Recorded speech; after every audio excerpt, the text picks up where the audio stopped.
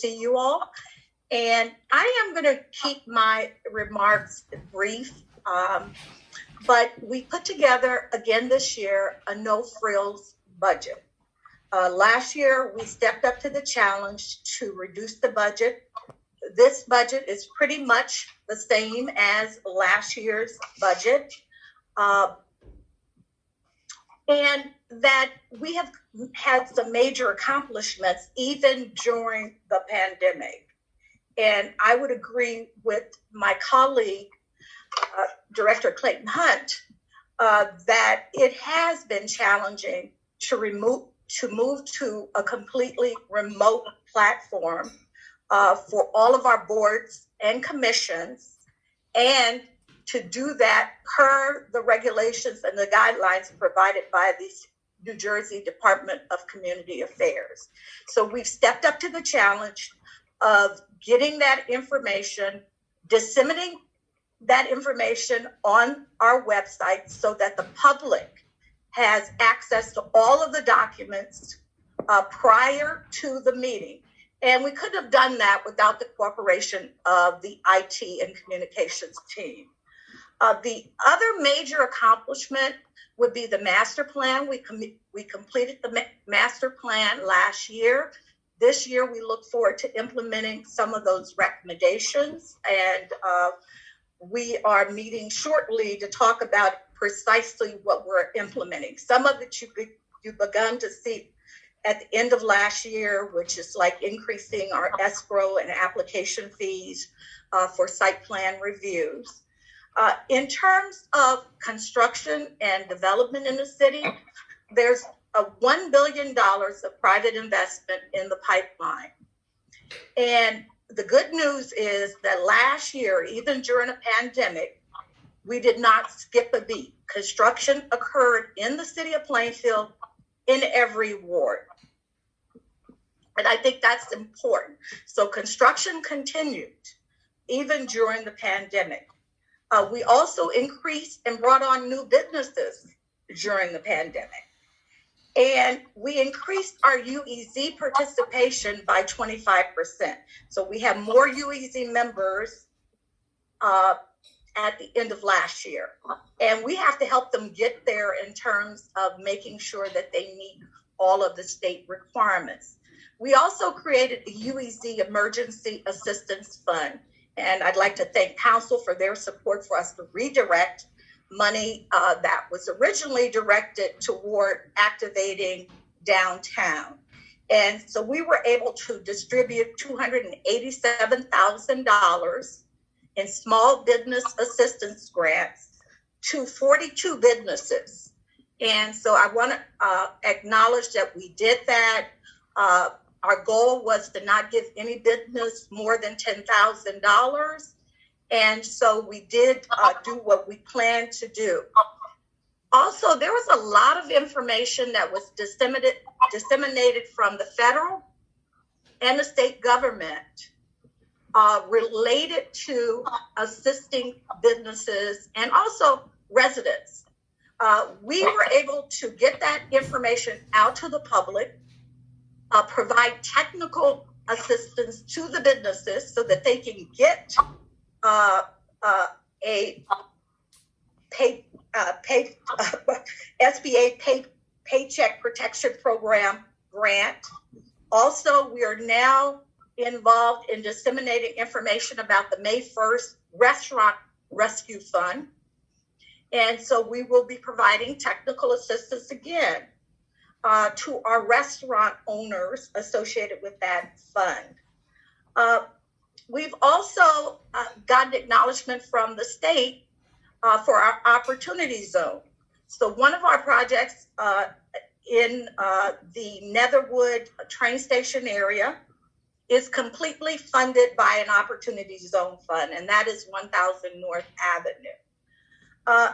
We also continue to work on a long-term strategy related to careers for residents in the city in advanced and digital manufacturing. So we're continuing on our journey to do that in the west end of town. We call it the West End Industrial Quarter, And so we continue to do that as well. So that's my remarks for the moment, and I'm open to questions. Thank you, Director Jackson. And right now we're going to move on by letting our council members give their comments. Councilwoman Stacey Welch. Good evening, Director Jackson. I just thank you. Thank you for your leadership. Thank you for all of the growth that we're seeing right here in the city of Plainfield with the development. I only have one small question, and it's in reference to the stationery and printing supplies that increase.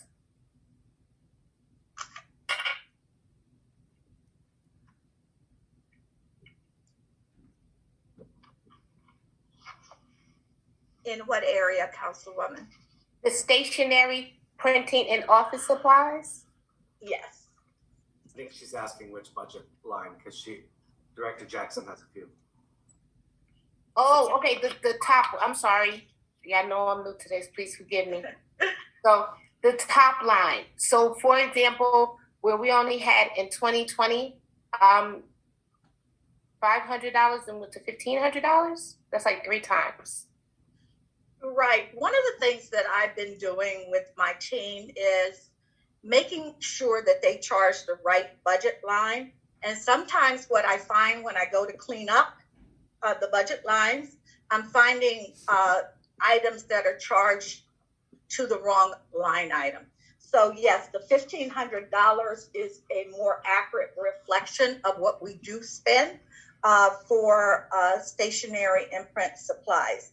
Now, I'm still not where you are. I'm looking at my budget. Are you talking about the Division of Planning's budget? Provide the account number, please.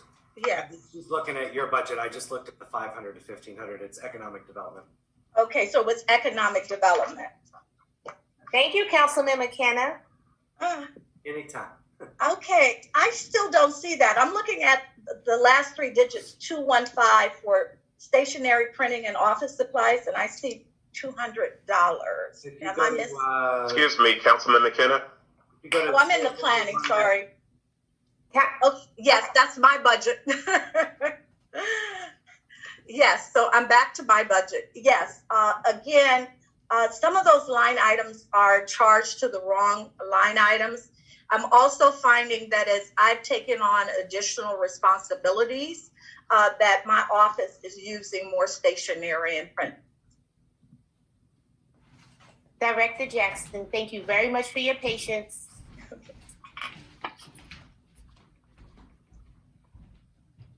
Councilwoman Davis. And I'm done. Thank you. Director Jackson, I only have one question for you tonight. Hi. Right. So in looking at your budget, it's consistent more with just salaries as opposed to like programming and other things that we might see in other departments' budget.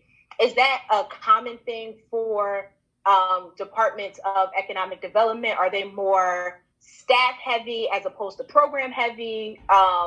Like public works is more like, not only do they have staff, but they have programming, they have supplies, stuff like that. Is that just a common thing in departments of economic development, that they have just more staff utilization of budget than any other type of thing? If that makes sense. I hope it makes sense. It does make sense. We have the luxury in economic development of having a UEZ fund. And as a result, a lot of our programming related type activities can occur through the UEZ budget. And so therefore you won't see it in our organizational expense budget. Thank you. Thank you, Councilwoman Davis. Let me just interject here for 1 second. Please, when a council member is asking their questions, it would be respectful if you would let them ask their questions and not interject your thoughts while they are speaking. That's all we're asking. Respect that council person when they're asking their questions and not butt in while the director is giving the response. We don't have to agree on everything, and we have our individual opinions, but we will, but we will do this in a respectful manner and moving forward, because anything else will not be tolerated or acceptable. So thank you so much. Council President, if you could not be aggressive. What we're going to do is we're going to move on to our chair, Councilman McCray. Good evening, Director. Good evening. First, I want to thank you for the hard work that you do every day. I sit on the Economic Development Committee, so there are a lot of things that I see and that I am made aware of. And a lot of your projects are projects that, when they finally come to fruition, will have a great impact on the economic health and well-being of our city. And that's what a lot of our constituents need to understand, is that a lot of our projects are in the beginning planning stages and development stages, so they won't see the financial impact until those projects meet a certain level of completion. Along with that, also, a lot of people need to understand is that we as a city aren't building these projects. These projects are being built by developers, and we're facilitating that building by creating a climate which helps them navigate the many rules and regulations that exist within our planning department, our master plan, as well as federal, state, EPA, and other regulations that they must comply with. So your job of doing that has been masterful.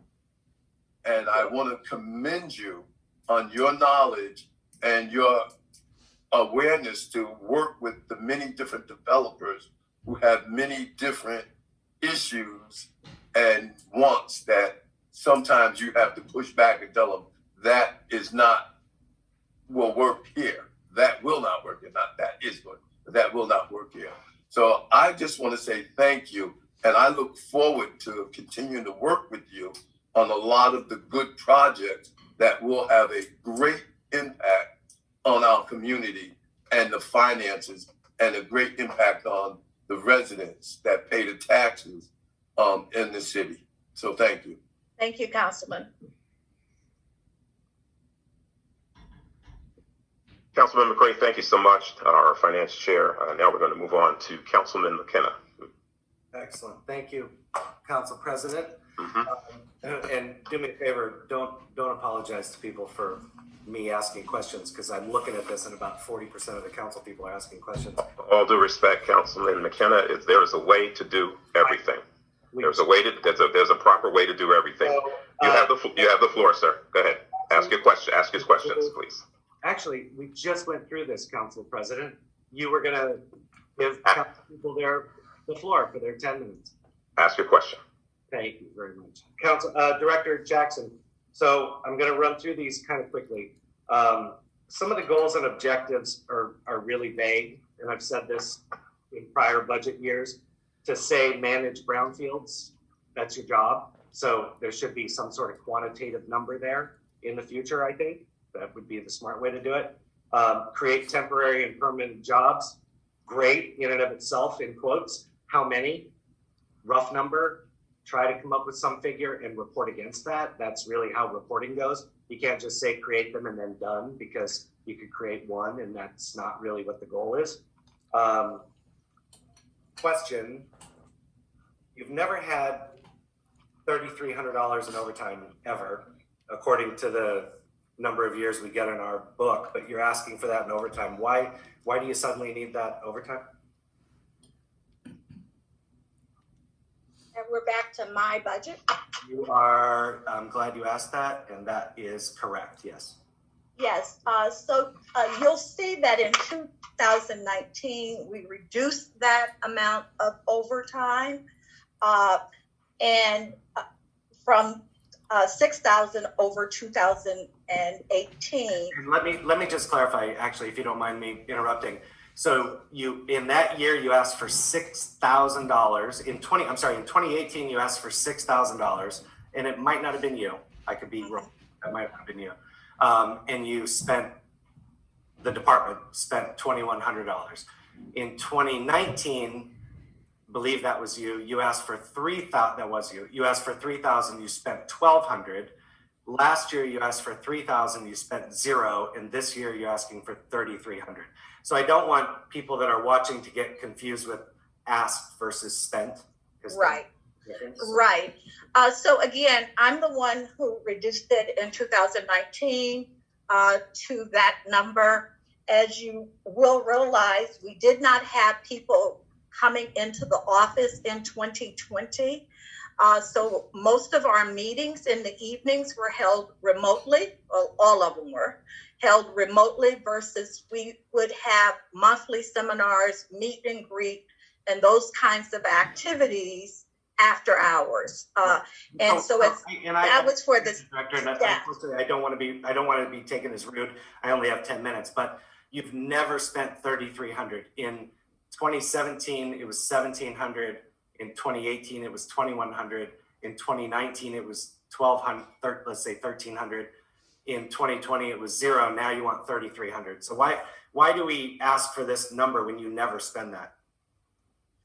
Again, like I said, I reduced it. And if we want to cut that item in the budget, I have no problem with that. Because again, I am reducing the need for overtime. We have remote meetings. We will continue that for most of this year, like last year. And employees are using comp time, but I would like to limit the comp time because when they do take it, that means less availability in the office. Sure, it spreads And out. so I have to counterbalance. Right. What 60,000 in outside consulting? What does that consist of? And that is in your budget, not Okay. in planning and zoning. Yeah. So in my budget, the consulting consists of the financial consultant. So there's the financial advisor that does analysis on every pilot that becomes before the city, advises the city on those pilots. It also includes work that I may require the redevelopment consultant to do, some analysis and studies. Also, it might include attorney work that I request be done on behalf of the department, not on behalf of a specific project. Okay, so let me ask you this as a follow-up. So and some of these are before your time. When did you start, just so I know that number, 2018, 2019? I started March of 2018. 2018, okay. So 2017, it was $45,000, 0 was spent. 2018, it was $40,000, 33,000 was spent. 2019, 40,000, 44,000 was spent. Last year, you asked for 65,000 and 14,000 was spent. So how do we know we need 60,000? So just On the outside consultant line, the actual number spent in 2020 was 65,000. no, you're looking at the budgeted line. I'm sorry. Oh, that's correct. 65,000 was spent. Oh, and you had to have 14,000 transferred in? Yes, and I went back to council to get increase in the contract last year. So you asked for 65,500. You spent 65,725, and you needed another 14,000. So in essence, you spent 79,000. Let's call it. I asked for the 14 to transfer in. Unfortunately, Yes. it splits pages, so that's Yeah, so I went to the next page. Yeah. Let me, I can't say what my predecessor did. What I can say is that we have far more work and far more activity going on in the city of Plainfield in 2019, in 2020. I expect that to be even greater in 2021. I have developers chasing me to get work done. It's hard to keep up. You tell them So, you don't want to do that. Hold on, real quick. So we have another. I got to pick my questions here. We have a rental facility for 48,000. I assume that's our offsite or non-city hall location that we moved to. Does this involve the transition from Mr. yes, the UCC.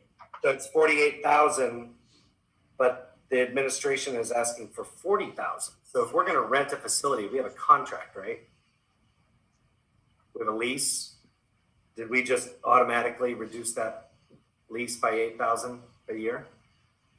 48 was requested. I didn't put in this original budget. Ricky, can you help me with the 40? Because I thought it was 40,000. Yeah. Yes, contractually, the 40,000 will cover it. That's why it was reduced. They asked for the 48, so when we reduced it, when we looked at the monthly payment, the original budget from 2020 had some retrofitting in it. This does not have any more retrofitting in it. Oh, so now we're just straight lease payments. That's correct. Okay. And last question: why are we still spending 40,000 this year on master plan when it's approved and done? And I'll let Ricky explain that one again too. We did a special emergency, Councilman McKenna, for $200,000. That is to be budgeted $40,000 over the next 5 years to pay it off. so we budgeted the 200 in 1 year, but we're paying it over 5. We did a special emergency in 1 year, which means that the charge gets deferred over the next 5. I see. Okay. Okay? I'm good. Thank you. Okay. Yep. Thank you. Thank you, Councilman McKenna. Councilwoman Mills Ransom. You're on mute. You're on mute, Councilwoman. Okay. Thank you, Vice President Good. As Chair of the Economic Development Subcommittee, at this time, I would like to thank you, Director Jackson, for ensuring that our subcommittee did not miss a month of meeting time during the pandemic. It is important to note that the committee received all ordinances and resolutions prior to our meetings, thus allowing the committee to make productive use of the meeting time for discussion, questioning, and sometimes even suggesting the inclusion of presentations to the council. I really look forward to our next meeting on May 5th. Continue to do the great job you do. Thank you. Thank you, Councilwoman Mills Ransom. Director Jackson, thank you so much. Thank you for all that you do. I'm pretty sure that the last year was not easy, but as you said, things were still getting done. You are a mover and a shaker, and we're glad to have you. I'm especially glad to see that there is development in all 4 wards, and I'm pretty sure my colleagues would agree. So thank you so much for your budget overview. And Robin Bright, the chair lady for CBAC, do you have your questions? President, good. I don't believe you got Councilwoman Davis.